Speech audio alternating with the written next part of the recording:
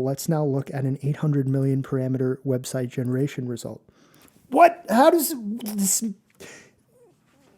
That's really good. It even has a propeller animation. Alibaba Cloud has released what has been unofficially dubbed as the small variants in the Qwen3.5 model family. Now, these small models are very exciting because their size allows a lot of different types of hardware to actually be able to run these, and because they benchmark seemingly very performantly comparatively to the size and their footprint, a lot of folks with a lot of different hardware are probably going to be able to play with some size of one of these small models.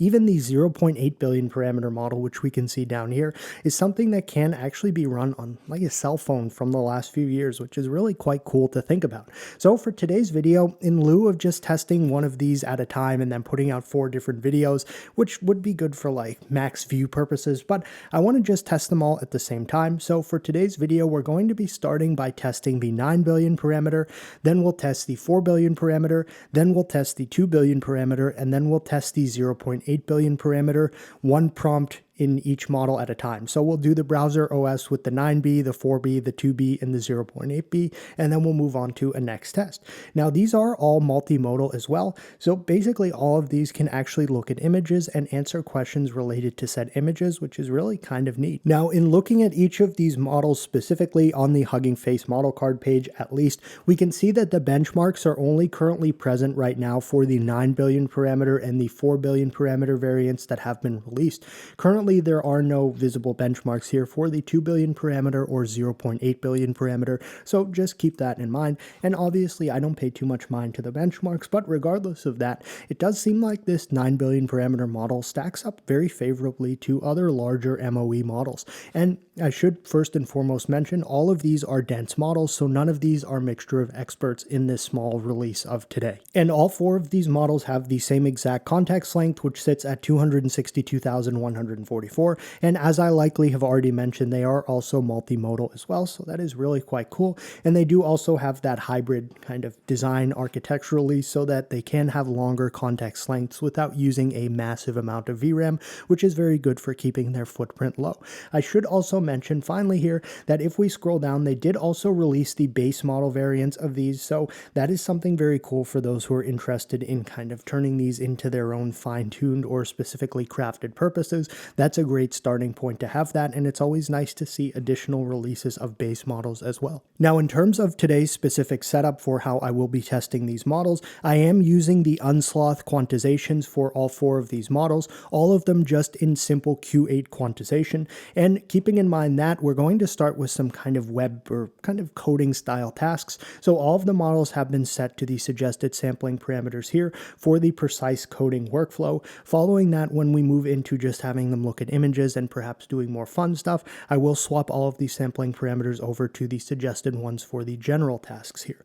I am using LM Studio, and if we look into my model catalog right here, we can see all of the models as well as the specific quantizations. And finally, for the actual system that I am running this on, this is the 5090 desktop that NVIDIA was kind enough to just give me to use on the channel for stuff like this. So I do want to specifically throw that out there and say thank you, and I will put some like sponsorship toggle label in the video just to keep things like legit. But with that now, I do have the 9 billion parameter model loaded in with a context length of just 32,768. Oh no, it's 65,536 I loaded it in, and currently at Q8 quantization, this is using around 15.6 gigs of video RAM. This card has a maximum of around 32, so all of these should be totally fine to run on this card. And now we're ready to just begin with the browser OS test, starting with the 9 billion parameter model. This, of course, is version 2 of our browser OS test, where they need to include 5 specific applications, 2 of which must be games, the ability to change wallpaper, and then also a special feature that they decide on and implement themselves. Now, this is exciting because these models are going to absolutely fly on the system. So what we see right here is the 9 billion parameter one, and this is the slowest generation speed that we will see in today's video, because this is the largest model that we're going to be testing. So that's pretty cool. So we've received our first result in 116.5 tokens per second with the 9 billion parameter model at a Q8 quantization. Okay, not quite what I had expected. Let's first see, do we have a right click? Okay, we don't. Now, truthfully, because the clock is not actually showing the correct time, that usually points to some form of issue that would be pretty easily seen in the developer console. So I'm actually going to check that first and foremost before we do anything. And we do notice that we did receive an error. So I'm just going to, before we even try this, I'm going to copy paste this into the chat here and say, got this error, fix this. And now, unfortunately, we're encountering a bit of an issue, which sometimes happens where essentially it just gets stuck in a reasoning loop. So unfortunately, it is not able to fix this. Now, something I'm going to actually do here, instead of just trying this once more with a fresh conversation, I'm going to edit the message I had sent it and say, don't overthink. Good. And I don't know specifically whether or not that will have fixed it. We'll have to wait to see, but just telling it not to overthink seems to have at least fixed that looping issue that we experienced. And I've noticed with the Qwen3.5 family, it is actually pretty... It makes a big difference to tell them not to overthink. It absolutely did. And now we can see that, fortunately, we do have a proper clock down here. Let me zoom in so we can see a little more, as it was kind of hard to see. We have our Zen mode button, which is inevitably going to be the special feature that it has decided to implement, as well as at least 5 specific apps. So I'm very happy to see that. And it just shows something cool that even if it did have an error first try, we were able to give it the error, and then once we told it don't overthink, it actually properly fixed it. We don't have a right click, but I wouldn't really expect one at this size, so let's just go through the apps one by one. I'll check the start menu. Good, it does work. So, oh, okay, we have to click it again to get it to close. Notepad, hello, not bad. We can actually resize in the bottom, which is cool. Can we minimize this to the taskbar? No. All right, well, so minimize and close seem to do the same thing, which is fine. Change background, ocean. Cool, so it's just gradients related to these. Sunset. Okay, I would have expected some sort of hideous orange gradient there, but I'm quite happy to not have received that. So we have dark ocean, forest, or sunset. Probably going to stick with sunset here. So next up, of course, the Snake Master himself. Oh, perhaps. I mean, the bones are there, but unfortunately, it doesn't seem to have really been implemented, which is okay. We all know my snake skill. Dodge. Oh, wow. Well, I feel like this game is pretty much impossible to lose based off of what we're seeing right here. Now, let's at least see, can we actually... Oh, no. Okay, so we can't move either. So really, I mean, this is just... It's like a guaranteed victory. But it did actually put some form of functional game. So that's good to see. Then finally, about Ether OS, a lightweight browser operating system. Our special feature is Zen mode. Click the Zen mode button in the taskbar to strip away distractions. All right, let's try it.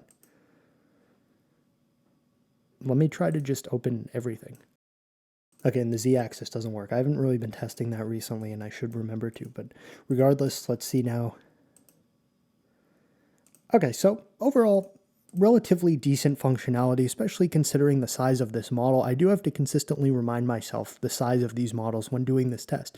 So, not bad. So now we have the 4 billion parameter model loaded in, as well as a Q8 quantization. And let's just quickly see, okay, so our VRAM utilization is around 11.5 with the same context length of 65,536. That's interesting. I would have expected it to be a bit lower than that. But regardless, we'll just try our browser OS test right here, and then I'll perhaps do a little digging there, but maybe not. I don't know, because I do recall the 9B at Q8 was using 15 or so, but maybe it went up and I just neglected to see that. Regardless, this is definitely a significant increase in the speed we're seeing here. All right, so that was 167 tokens per second, so definitely a decent bit faster. I think we got around 115 with the 9 billion parameter. And it's funny because it did also include that Zen mode as the special feature. So inevitably, hopefully we'll get something similar. So here's our 4 billion parameter browser OS. Okay, interesting that this arguably worked better the first time than the other one. And I will say, some of these icons here actually look better. Look at the one for Zen mode, the one for Space Invader. Okay, maybe it's hard to tell, but still, I would say this is a pretty impressive result considering this is less than half the size of the previous result in terms of model parameters. So regardless, let's just click our start menu. Oh, okay, well, maybe I should just test before I speak. Regardless, let's, good. We do have Notepad, and it's interesting. We do actually have all 3 of these specific buttons we would expect up here. Minimize, maximize, and close. So All right, and then can I minimize to the taskbar? I can't with that, but it's interesting because that did actually show up in the taskbar down there when we opened it. Uh-oh. Okay, so all right, we'll try them carefully. Space Defender. All right, click to start. Sadly, it doesn't seem like this is going to work, although I would have been rather surprised if it did. And the big issue I'm noticing here is once we open an app and then close it, it doesn't seem like we can open it again, at least without refreshing the page. Regardless, block puzzle. I think what's happening is as I click here, it's just laying blocks on top of one another. Still though, it did actually give us something semi-functional, which is cool in and of itself. We have a calculator. Oh my goodness. The layout of this calculator is quite abstract. 64 times 5, 320. All right, that's not bad. Divided by 840. All right. It worked.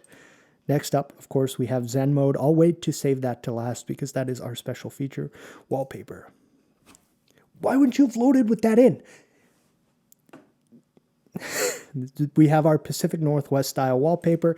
It is cool to see that the 4 billion parameter browser OS result actually properly put in different photos here. Cyberpunk. Ah, what? I was getting, that was like a tease result. I was getting excited. We see some like neon aesthetic, and then it just pulls that Apple looking thing up and then cancel. Okay, well, disappointing, but I will say for a 4 billion parameter browser OS, even if some of the app functionality wasn't very good, the overall appearance here is quite good. So finally, Zen mode, take a deep breath, focus on the present moment. All right. Oh, okay. Well, again, semi-functional and in some ways more functional than this, although it is very subjective.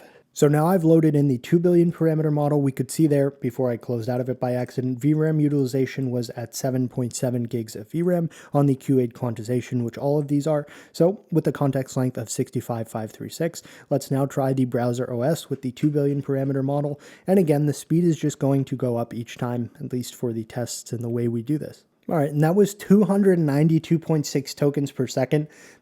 That's very speedy. So let's see how our result is.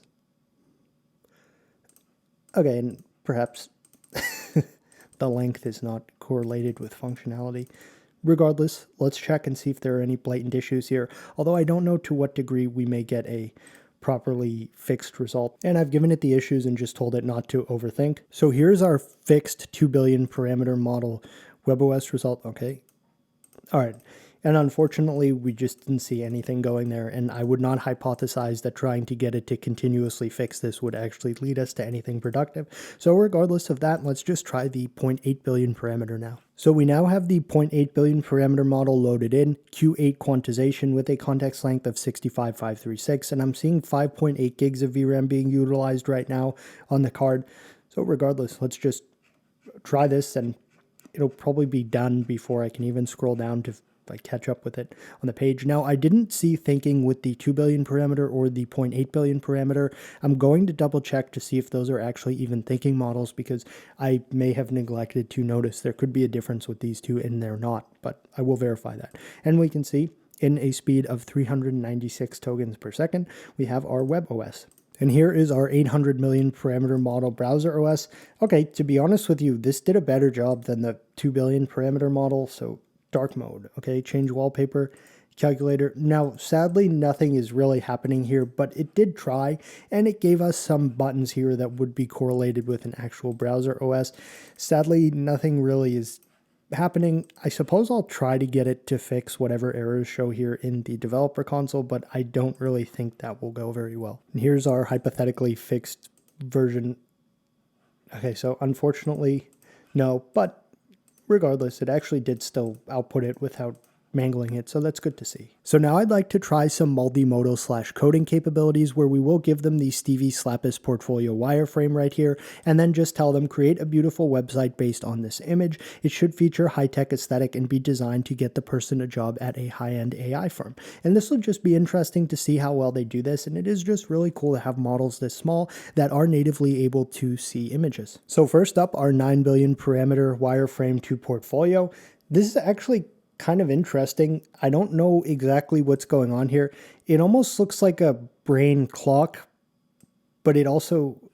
Okay, regardless of that, we do have some skills that are listed here. We even do have hover effects over some of the main components, which is nice to see. The skills are all properly related to the prompt where I told it the goal is to get this person hired at an AI lab. So skills, Python, TensorFlow, PyTorch, NLP, React, Docker, and AWS. Very fitting. Contact, ready to collaborate on the next breakthrough, and then initiate contact button, which just has a mail link. So it's pretty cool to see.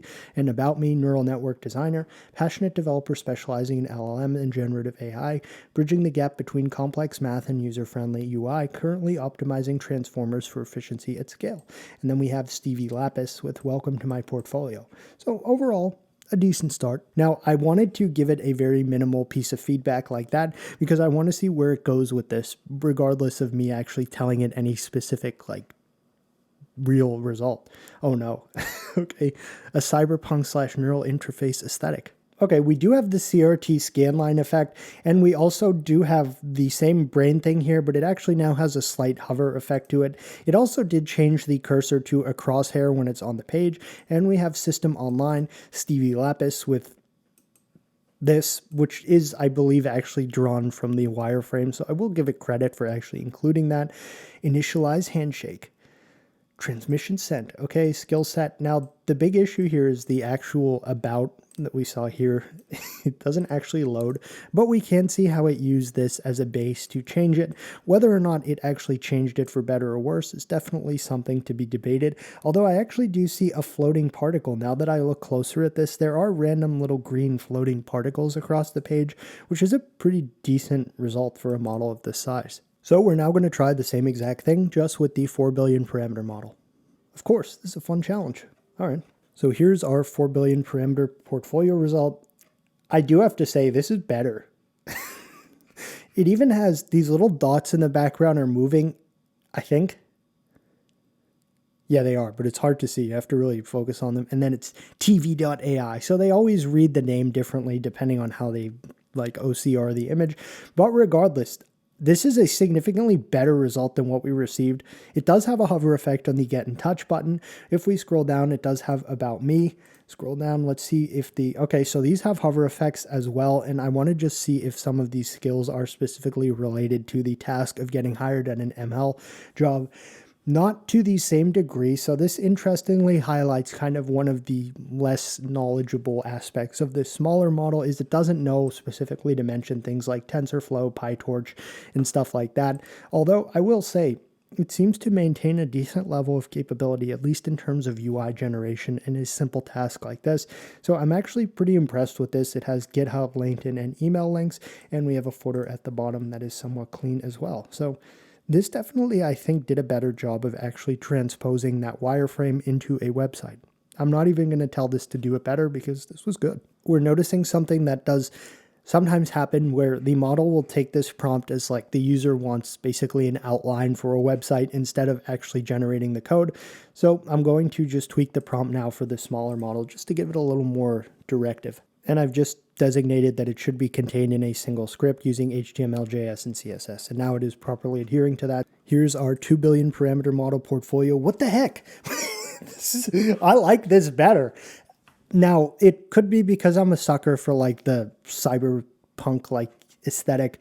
This looks good though, I do have to say. I mean, overall, this one's probably better, which the 4 billion parameter model had generated, but I'm going to say I like this, and it got Stevie Lapis, high-end AI lab, your image. Okay, we do have hover effects, and core competencies, interestingly, are listed as PyTorch and TensorFlow, neural networks, computer vision, transformer models, deep learning, Python, and TensorFlow Lite. It's very interesting that this actually properly included competencies that are directly related to AI, when the 4 billion parameter one didn't.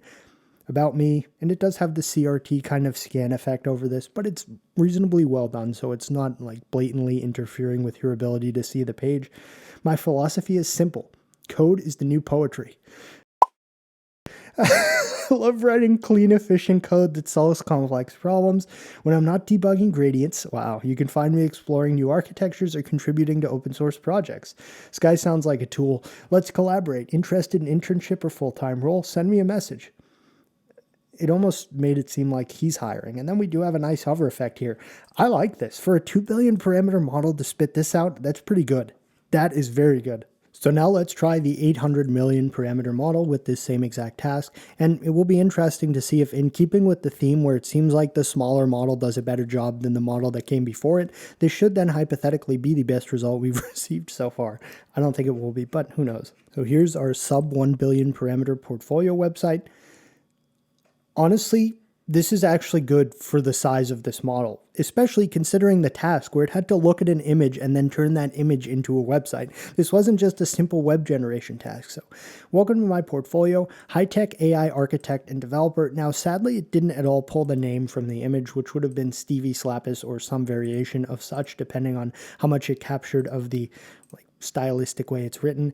I'm a dedicated front-end dev with a passion for building high-performance scalable AI solutions. My skills are React, Next, Python and PyTorch, Docker and Kubernetes, GraphQL. Get in touch, email me, view code. And look at these hover effects on this. I mean, really not bad. Designing the future. And then we even have some almost modern art looking style aesthetic here down at the bottom. Overall, for the size of this model, this is very good. This is a test that I don't even know if the 9 billion parameter model will be able to do properly, because this is creating the virtual drum kit simulation, where essentially it makes a virtual drum kit that has some ability to play it using the keyboard to create the sounds. Now, again, I would be pretty impressed if the 9B model manages to pull this off. So I'll try it with all of the models, but keep in mind it's likely we'll speed through this because they're probably not going to be able to do this correctly. So here's our 9 billion parameter model drum kit result. Just from what I'm seeing here, this is more impressive than I would have expected. Look, it actually drew them in 3D in a relatively decent arrangement. Does it?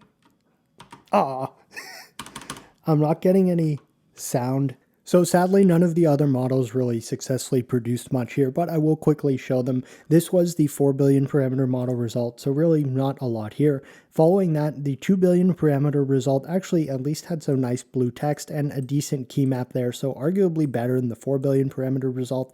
And then finally, the 0.8B model had this, which actually had some selectable buttons with hover effects, but sadly none of these had sounds, so just interesting nonetheless to see how they went about at least trying to do this. Next up, we're going to try the Sven restaurant website test, where they need to create a beautiful and aesthetic website for the Sven restaurant.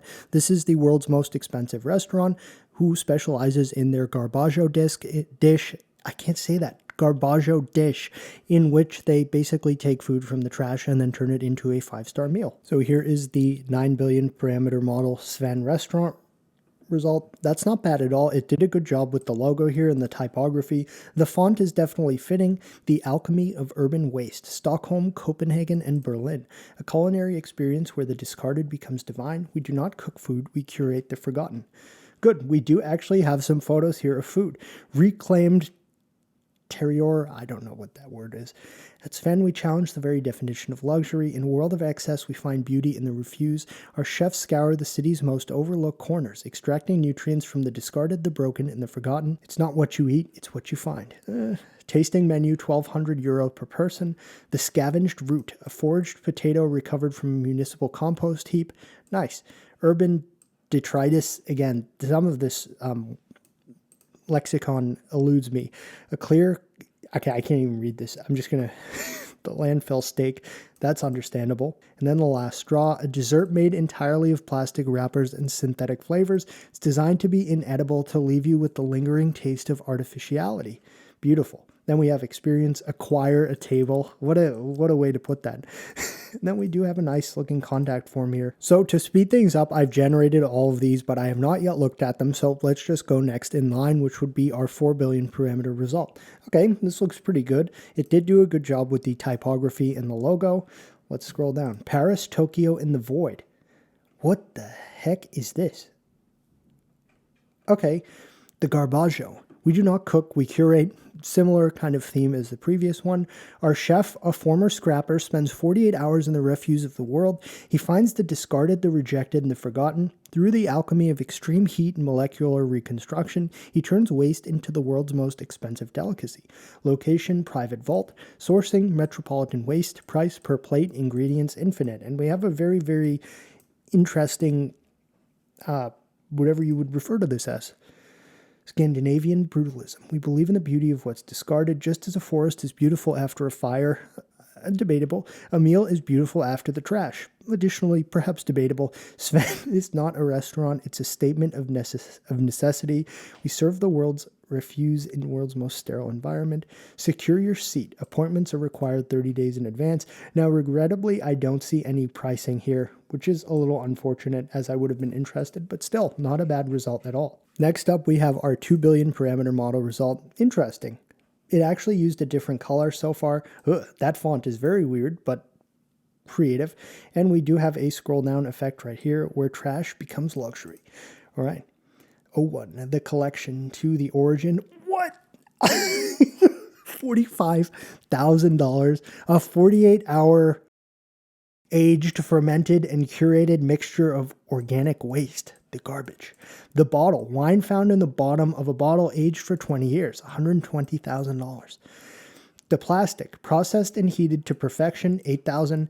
The trash. A mix of compost and waste. $15,000. The gold. Found in the trash. $2,000. Okay, we do have an image of an actual restaurant that only becomes colored when we hover over it. Interesting. Again, the biggest issue here is this font is it's like impossible to read. But still, this is still for a 2 billion parameter model, that's not bad.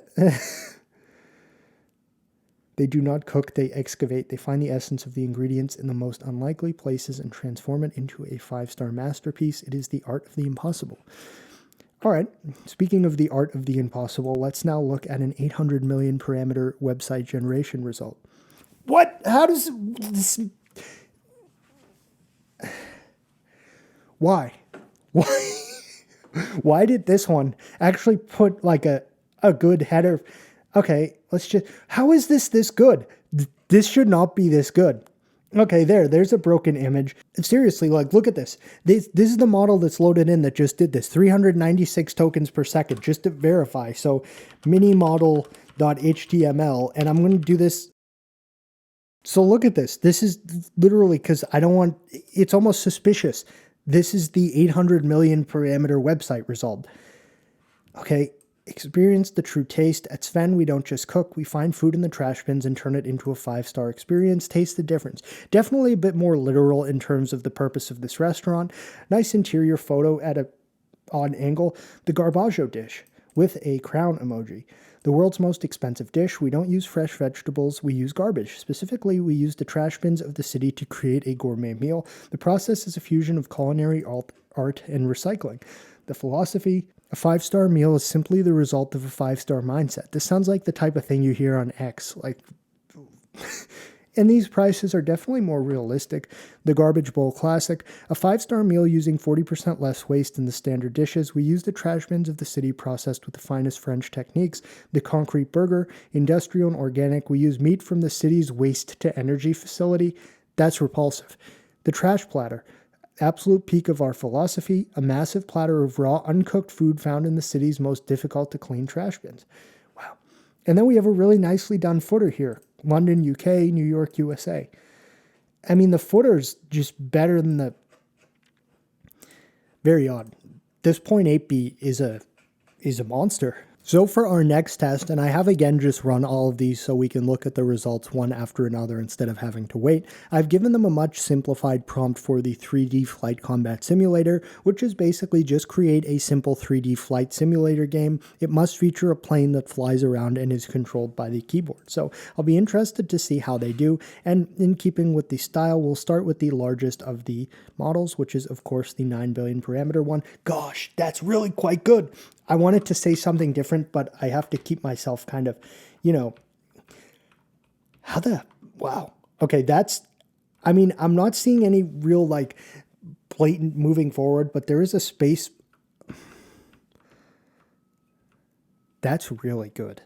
It even has a propeller animation. I almost said emotion. Look at this. Even the actual flight controls are fairly decent as well. What happens if we fly into the ground? R to reset position. And look at the camera movement. That's incredibly impressive, I will say. For a 9 billion parameter model to pull this off is very good from a simple prompt as well. So, all right, let's try next the 4 billion parameter result. Okay, we have some... this one's a bit troubled, but now we're able to space boost slash break. That doesn't necessarily seem logically like something possible, but we do have a speed figure as well as the... Okay, is there a... we have roll and bank. This has complicated controls. I'm just going to restart this one again, and keep in mind a 4 billion parameter dense model just made this, and the map that we could partially see seems really kind of well done. There's trees and things like that, so that's 2 for 2 so far. Now let's move to the 2 billion parameter model result.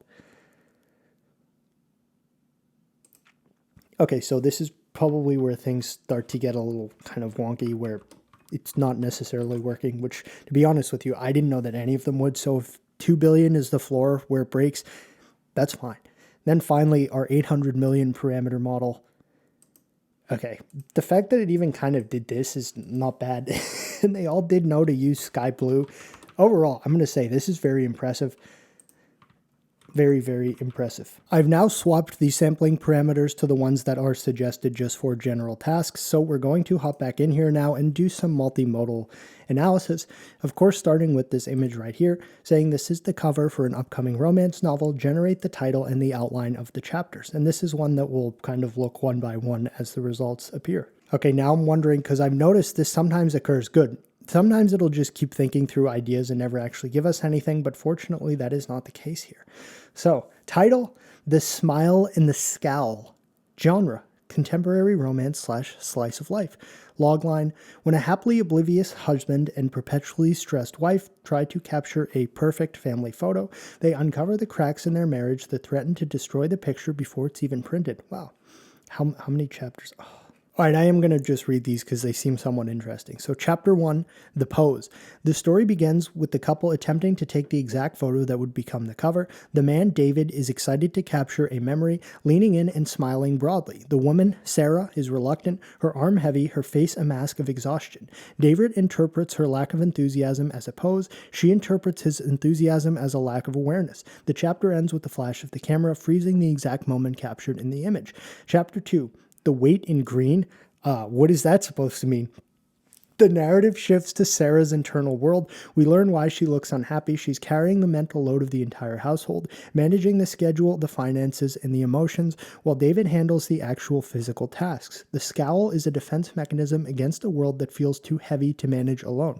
Chapter 3, The Joy of Oblivion. We switch to David's perspective. Interesting how it's like swapping perspectives in chapters. We see why he looks so happy. He genuinely believes they're the happiest couple in town. He has a low-stress job. He's content with his life, and he has a deep, perhaps naive optimism that it'll all work out. His smile isn't fake, but it's disconnected from Sarah's reality. A low-stress job. He's a Forex trader who posts on Instagram. No.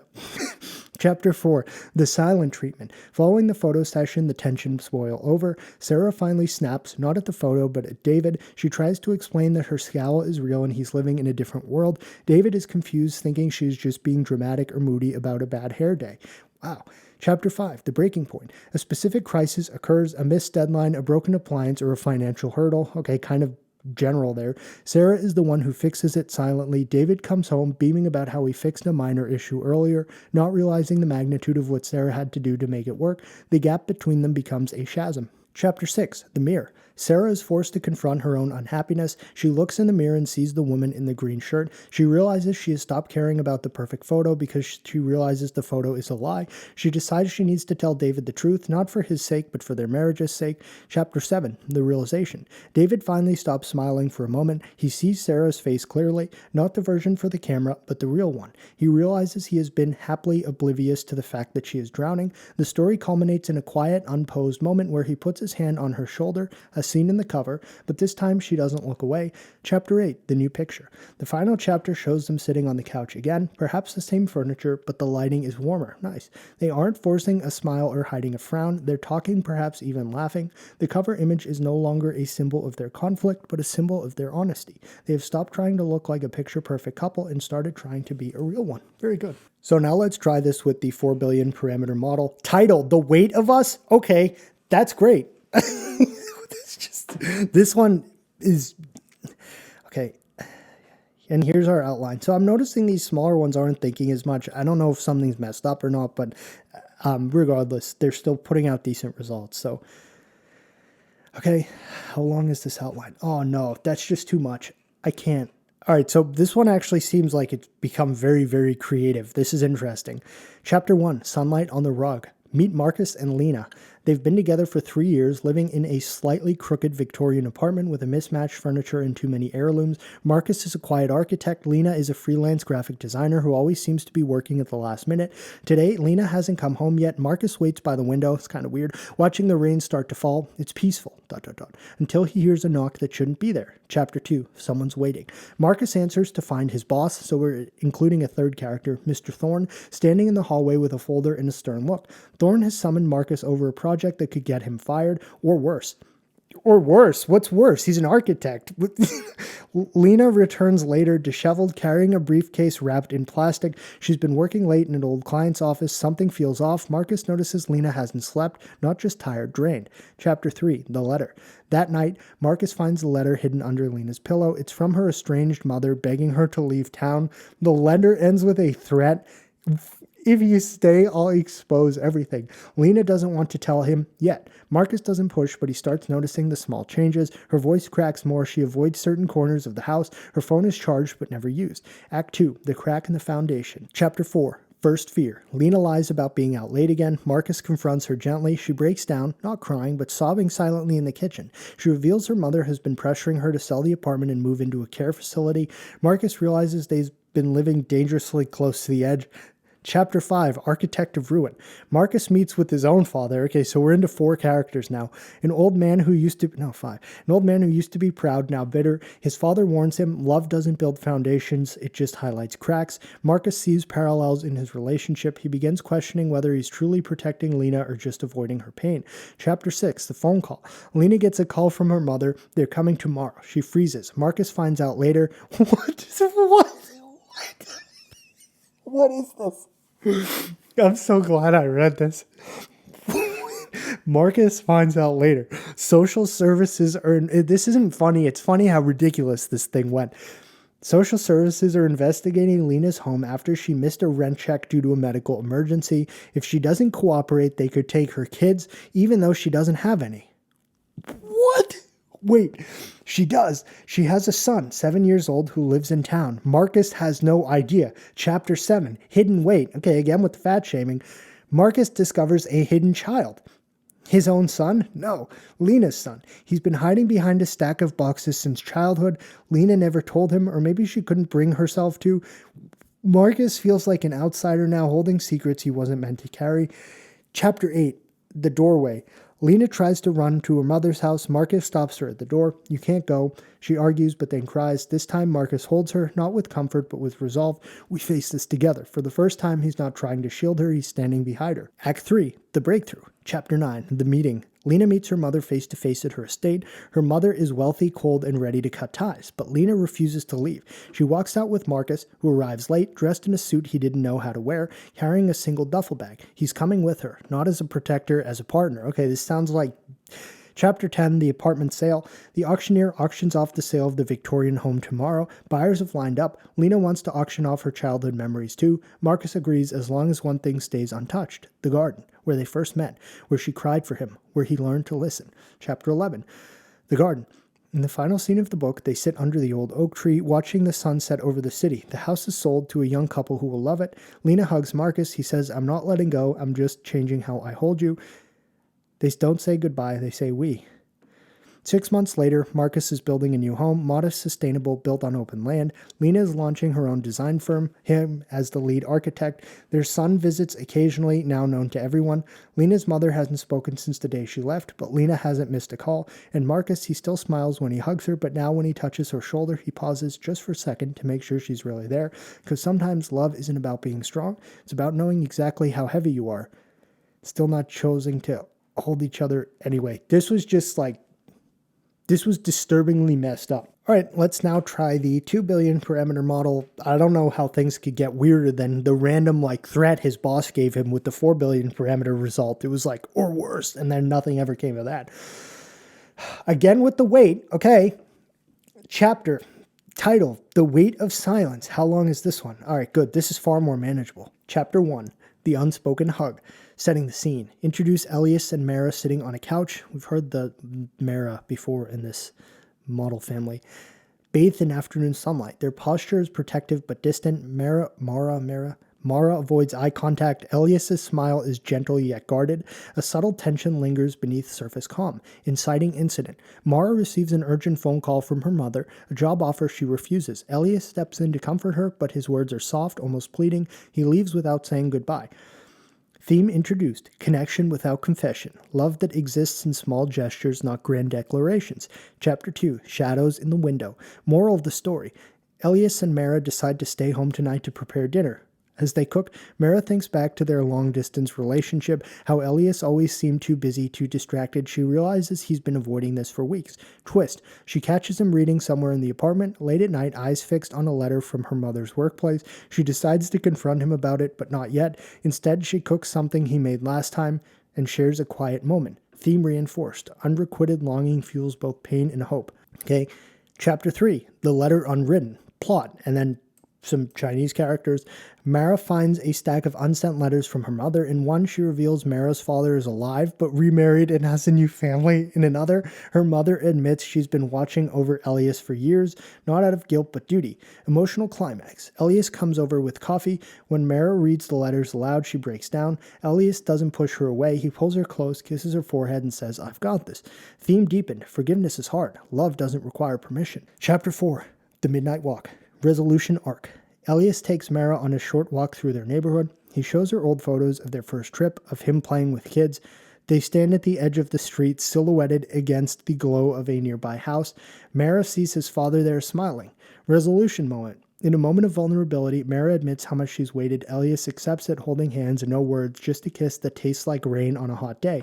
Final image. They stand together under the streetlights, heads bowed, shoulders pressed. The silence is no longer heavy. It's meaningful. Chapter 5. A new chapter. Epilogue. Open ending. Months later, they're not married, but they're together.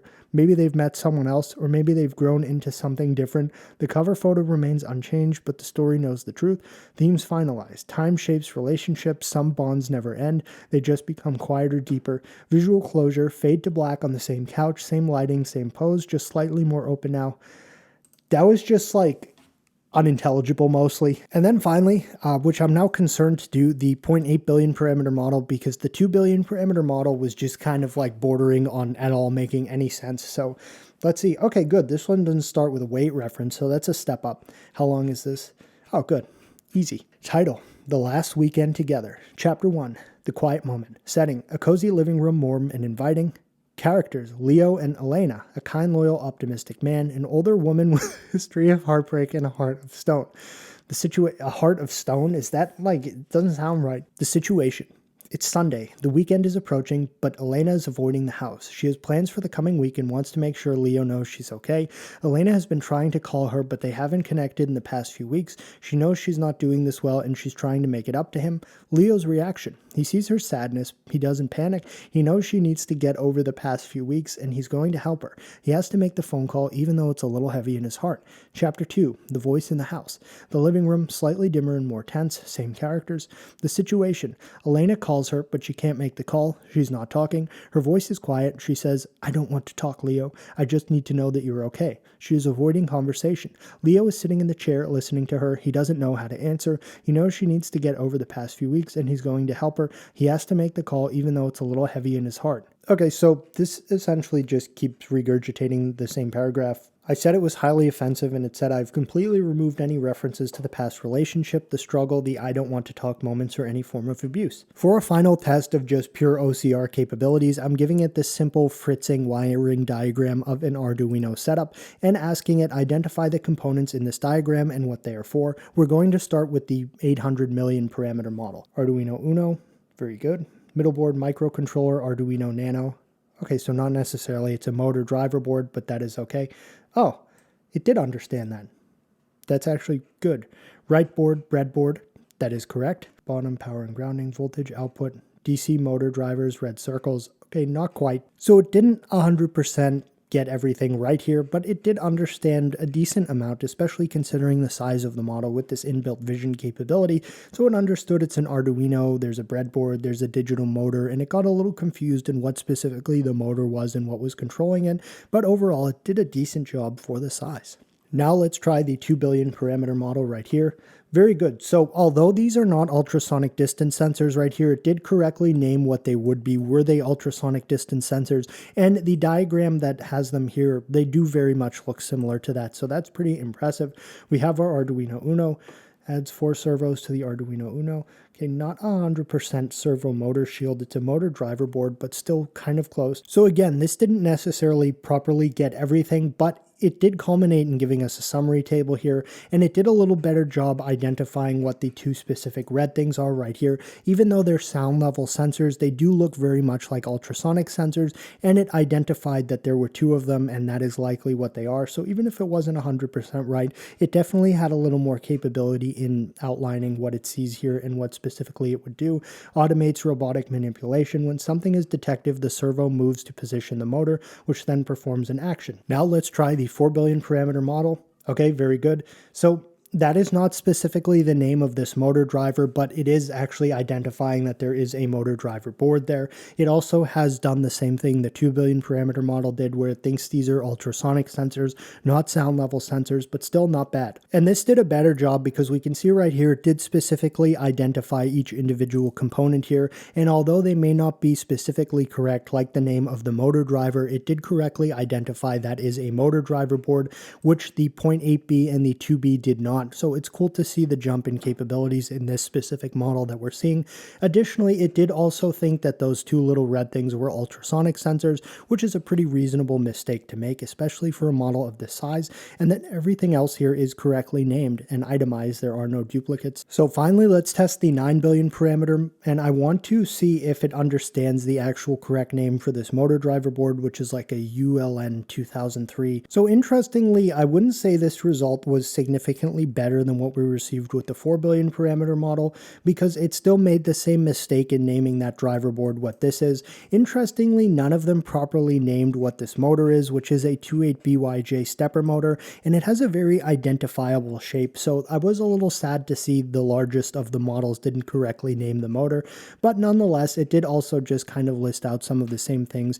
The ultrasonic sensors, which we did see listed from the 2 billion up to the 9 billion parameter model. So it's just interesting to see like what level their capability changes with more detail. Interesting to see. None of them got it perfectly, but I would say for like size to performance, the 4 billion parameter definitely did a quite nice job here. So to culminate this video, which was a lot of testing. I mean, if you count the specific amounts of tests we did and then multiply them by 4, this was a pretty dense amount of testing, but I wanted to test all of the small models on the same exact tests and in the same exact video. I didn't want to stretch it out and do like one individual video for each of these models, because I find it very interesting to see how they perform comparatively to the other size models. Now, I won't go through every specific result here, but I have picked out some of the most impressive ones for each of these sizes of models, which we'll basically go through right now. This right here was the Stevie Slappis portfolio result from the 2 billion parameter model. And again, this was taking a picture of the hand-drawn wireframe and then producing the website from that wireframe, and I would say this did a really nice job. It had hover effects. It also did have pertinent knowledge about some of the tech stacks that would be used for the specific job we told it that Stevie Slappis wanted, which was in AI or machine learning, and I did like the kind of neon retro aesthetic that this had, so this was a very good result. Next up, the best browser OS was definitely the 9 billion parameter model, although the 4 billion parameter result was a close second, and keeping in mind that it did take a second chance here to get a properly functional result for the 9 billion parameter WebOS, but regardless, this is a very, very good result for a model of that size. Another impressive thing we saw from the 9 billion parameter was this drum kit simulation test, where unfortunately it didn't actually work, but it did draw the 3D assets relatively nicely and place them around the same location of where they would be in real life, so this was more impressive than I had anticipated. Next up, just kind of mind-blowing, was the 800 million parameter model result for the Sven website, which for some reason may have arguably had the best result here in terms of actually including photos. it was just very, very surprising to see this come from a sub 1 billion parameter model. And when comparing this to the other results we received from the 3 larger sized models, it was significantly better when factoring in the size of the model that generated it. So I was very, very, very surprised by this. Next up, something else that was really quite surprising was the 9 billion parameter model simple flight simulator result. I mean, this is very, very well done. It has a spinning propeller. The flight movement actually kind of works. You can almost do tricks and things like that. And this was a really simple prompt that I gave them. I didn't want to give them the full flight combat simulator prompt because I figured there were too many potential errors there. But I mean, to get something functional here that even has as much thought to put in a spinning propeller animation is quite impressive. And secondary to that, we did also get a semi-functional result for the 4 billion parameter model, where it unfortunately doesn't really let us see that it did draw a terrain with trees and stuff, because the way it starts just kind of is a little glitchy. But we did get like a plane with some propellers and some odd animation. So for a 4 billion parameter model to even do something semi-functional here was very, very impressive. And really, that is going to wrap up today's testing of the Qwen3.5 small models. I will be doing some additional things with these focused mainly on their OCR capabilities in terms of them being able to autonomously perform actions on like Android phones and stuff. That'll be a separate video or something like that. But I wanted to just test them in a more traditional manner, all at the same time to see how they do. And overall, they're obviously very, very performant, considering the sub 1 billion parameter model is very, very capable in some certain random tasks, and the 9B seems to be pretty good for certain coding tasks like this 3D game design, which was unexpected. So that is going to wrap up today's testing video. If you have any questions, please feel free to leave them in the comments, and thanks for watching.